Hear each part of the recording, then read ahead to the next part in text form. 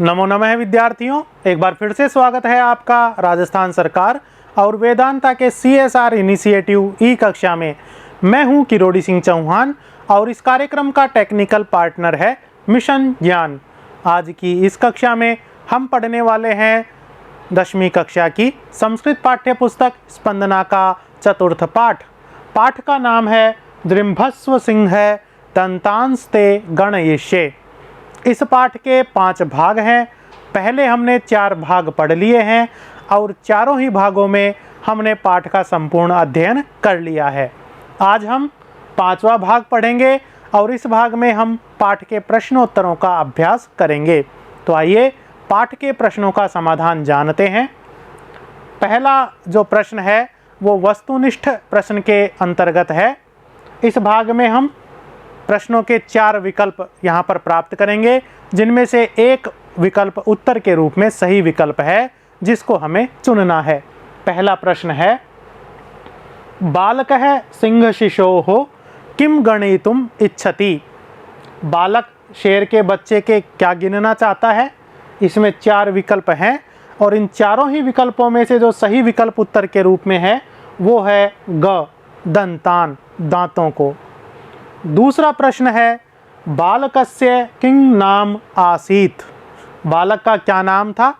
4 यहाँ पर विकल्प हैं और चारों ही विकल्पों में से जो सही विकल्प है वो है घ, सर्वदमनः है। इसको हमने उत्तर के रूप में चुना है। तीसरा प्रश्न है, तापसी कस्य क्रीडनकम आनेतुम गच्छति। तपस्विनी किसका खिलौना लेने के लिए जाती है। 4 विकल्प हैं। चारों ही विकल्पों में उत्तर के रूप में जो सही विकल्प है वो है ग, मार्कंडेयस्य, मार्कंडेय का। चौथा प्रश्न है, जात कर्म समये कह बालकाय अपराजिता नाम औषधिम ददाति। बालक के जात कर्म संस्कार के समय किसने अपराजिता नाम की औषधि प्रदान की। 4 विकल्प हैं और चारों ही विकल्पों में उत्तर के रूप में जो सही विकल्प है वो है ख, मारीचः, मारीच ऋषि ने। 5वां प्रश्न है, तापसी केन पदार्थेन निर्मितम मयूरम आनयति। तपस्विनी किस पदार्थ से बना हुआ मोर लेकर आती है। इसके 4 विकल्प हैं। चारों ही विकल्पों में से जो सही विकल्प है वो है घ, मृत्तिका निर्मितम, मिट्टी का बना हुआ। तो ये वस्तुनिष्ठ प्रश्न थे जिनमें हमने 5 प्रश्न जाने हैं और उनके उत्तरों को प्राप्त किया है। अब हम दूसरा भाग जानेंगे जिसमें है लघुत्तरात्मक प्रश्नाः। लघुत्तरात्मक प्रश्न, इसमें हमें प्रश्नों का लघु रूप में उत्तर देना है। किस प्रकार जानते हैं। पहला प्रश्न है, बालकः कस्य वंशस्य आसीत्। बालक किस वंश का था। इसमें प्रश्नों में और उत्तरों में एक एक पद पीले रंग से दिखाया हुआ है। प्रश्नों में जो पीले रंग का पद है वो प्रश्नवाचक है और उत्तरों में जो पीले रंग का पद है वो उत्तरवाचक है। कहने का तात्पर्य यह है कि प्रश्न पूरा का पूरा नहीं बदलेगा, केवल एक प्रश्न प्रश्नवाचक शब्द हटेगा और उसकी जगह उत्तरवाचक पद जुड़ेगा और हमें पूरा उत्तर बनाना है। किस प्रकार, बालकः कस्य वंशस्य आसीत्। इसमें कस्य यह प्रश्नवाचक पद है, उत्तरवाचक पद जोड़कर उत्तर देंगे तो हो जाएगा बालकः पुरुवंशस्य आसीत्। कस्य के स्थान पर उत्तरवाचक पद आया है पुरुवंशस्य और पूरा उत्तर में हमें प्रश्न का बाकी भाग जोड़ देना है। एक चीज़ और यहाँ पर ध्यान रखनी है कि प्रश्न में हम प्रश्नवाचक चिन्ह देखेंगे और उत्तर में हमें उत्तरवाचक चिन्ह लगाना है। इसी प्रकार दूसरा प्रश्न है, सर्वदमनस्य मणिबंधे किम आबद्धम आसीत्। इसमें प्रश्नवाचक पद है किम। उत्तर जोड़ते हुए पद कैसे लिखेंगे, सर्वदमनस्य मणिबंधे रक्षाकरंडकम आबद्धम आसीत्। किम इस शब्द के स्थान पर उत्तरवाचक शब्द आएगा रक्षाकरंडकम। तीसरा प्रश्न है, बालकस्य पितुः किम नाम आसीत्। बालक के पिता का क्या नाम था। किम के स्थान पर उत्तरवाचक पद जोड़ेंगे दुष्यंतः। उत्तर लिखेंगे, बालकस्य पितुः नाम दुष्यंतः आसीत्। चौथा प्रश्न, बालकः सर्वदमनः बालकः सर्वदमनः कस्य सकाशं गन्तुम् इच्छति। यहाँ पर कस्य यह प्रश्नवाचक पद है और इसके स्थान पर उत्तरवाचक पद आएगा मातुः। उत्तर कैसे बनेगा? बालकः सर्वदमनः मातुः सकाशं गन्तुम् इच्छति। ये लघुत्तरात्मक प्रश्न थे। इसमें जो अंतिम प्रश्न है वहाँ पर एक चीज़ और ध्यान देने वाली है। मातुः यह मातृ इस स्त्रीलिंग शब्द के षष्ठी विभक्ति के एक वचन का रूप है। चूँकि उत्तरवाचक पद षष्ठी विभक्ति के एक वचन का है और स्त्रीलिंग का है, लेकिन प्रश्न जो पूछा गया है वो षष्ठी विभक्ति एक वचन में तो पूछा है, लेकिन पुल्लिंग के शब्द का प्रयोग करते हुए प्रश्न पूछा है। उत्तर जब स्त्रीलिंग में आता है तो हम स्त्रीलिंग के प्रश्नवाचक शब्द का प्रयोग कर सकते हैं। जैसे कश्य के स्थान पर हम स्त्रीलिंग का शब्द प्रयोग करेंगे कश्याः। तो प्रश्न बालकः सर्वदमनः कस्याः सकाशं गन्तुम् इच्छति। तो कस्याः पद का प्रयोग करेंगे तो प्रश्नवाचक पद और उत्तरवाचक पद दोनों का लिंग, विभक्ति और वचन समान हो जाएंगे। यह एक उचित तरीका है। अब हम अगले भाग में निबंधात्मक प्रश्नों को पढ़ेंगे। निबंधात्मक प्रश्नों में हमें उत्तर कुछ बड़े रूप में देना है। 3 या 4 लाइनों में हमें उत्तर लिखना है। जैसे पहला प्रश्न है, अनार्यः परदार व्यवहारः इति सूक्तिम स्पष्टम कुरुत। यह सूक्ति जो पाठ में प्रयुक्त हुई है इसको स्पष्ट करिए, इसका भावार्थ लिखिए। क्या किस प्रकार स्पष्ट करेंगे? उत्तर है, परदाराः नाम अन्यजनस्य पत्नी, अन्यजनस्य पत्न्या सह व्यवहारः करणम। पुनः देखते हैं, परदाराः नाम अन्यजनस्य पत्नी, अन्यजनस्य पत्न्या सह व्यवहारकरणम अथवा तासां विषये चर्चाकरणम अनार्यजनानां दुर्जनानां वा आचरणम भवति इति सूक्तेः भावः। यह सूक्ति का भाव है। क्या कहा जा रहा है कि परदारा का मतलब है दूसरे व्यक्ति की पत्नी, और दूसरे व्यक्ति की पत्नियों के विषय में व्यवहार करना या चर्चा करना दुष्ट व्यक्तियों का काम होता है। इसीलिए पर पत्नी के विषय में चर्चा नहीं करनी चाहिए। यह उस सूक्ति का भाव है जो हमने उत्तर में स्पष्ट किया है।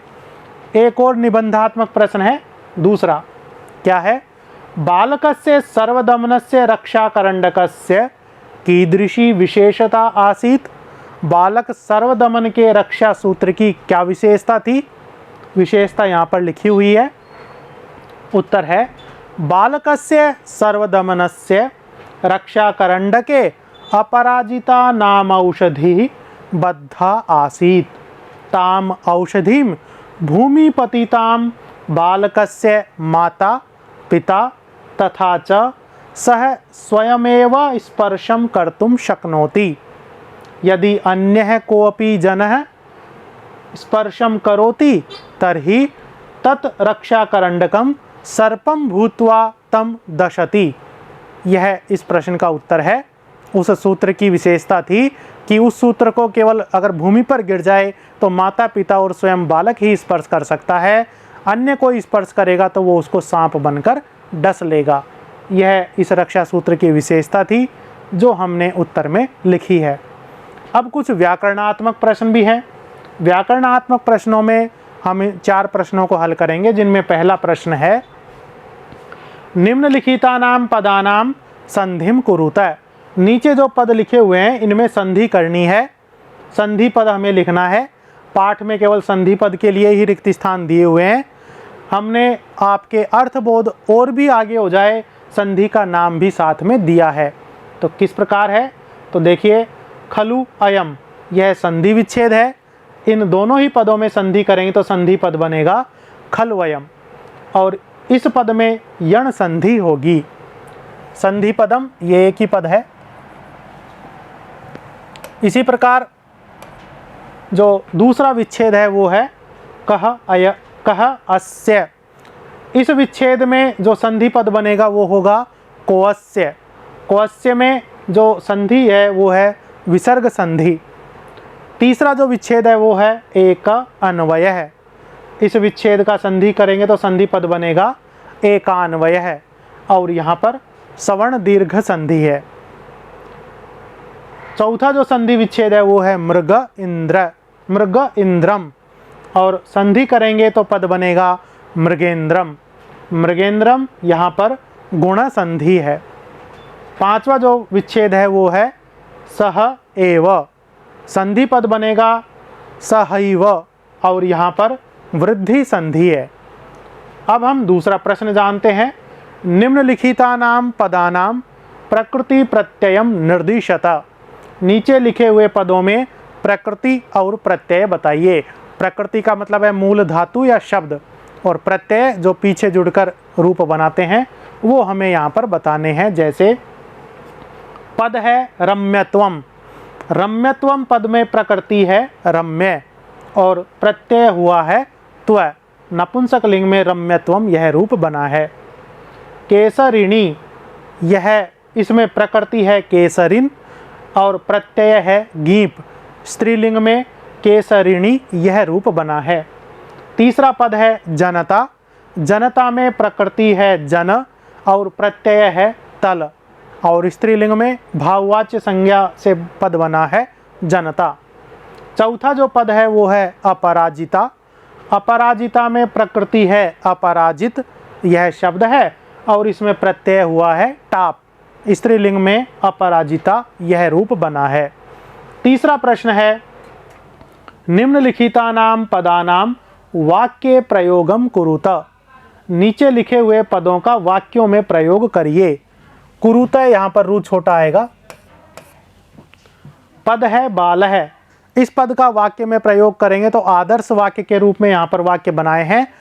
आप यदि वाक्य बनाने में समर्थ हैं तो इनके अलावा और भी वाक्य बना सकते हैं, किंतु आदर्श रूप में जो वाक्य बनेंगे वो यहाँ पर प्रदर्शित किए हैं। जैसे बालः चित्रम रचयति, इस वाक्य में हमने बालः पद का प्रयोग करते हुए वाक्य बनाया है। इसी प्रकार दूसरा पद है अपत्यः, अपत्यः का अर्थ है पुत्र या संतान, वाक्य बनाया है रामः दशरथस्य अपत्यः आसीत्, वाक्य में हमने अपत्य शब्द का प्रयोग किया है, वाक्य बनाया है। तीसरा जो पद है वो है विषय है, यहाँ पर देश है इस अर्थ को सूचित करता है, वाक्य बना है राजस्थानम भारतस्य विषयः अस्ति, विषय है पद का प्रयोग हमने वाक्य में किया है। चौथा जो पद है वो है सर्प है, इस पद का प्रयोग करते हुए वाक्य बनाया है कृष्णः सर्पः बिलं प्रविशति, यहाँ पर सर्प है पद का प्रयोग करते हुए वाक्य बनाया है। एक प्रश्न और है, चौथा प्रश्न निम्नलिखितानां पदानां समासः विधेयः, नीचे लिखे हुए पदों का समास बनाना है। नीचे विग्रह दिया हुआ है और पुस्तक में जो रिक्त स्थान दिए हुए हैं उनमें हमने समास बनाकर समस्त पद बनाकर यहाँ पर दर्शाए हैं। किस प्रकार बने हैं देखो।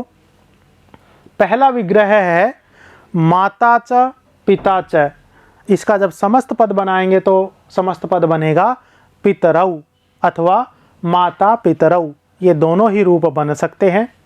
दूसरा विग्रह है रामश्च कृष्णश्च, इनका समस्त पद बनेगा राम कृष्णौ, दोनों ही समस्त पदों में द्वंद्व समास था जो उभय पदार्थ प्रधान होता है।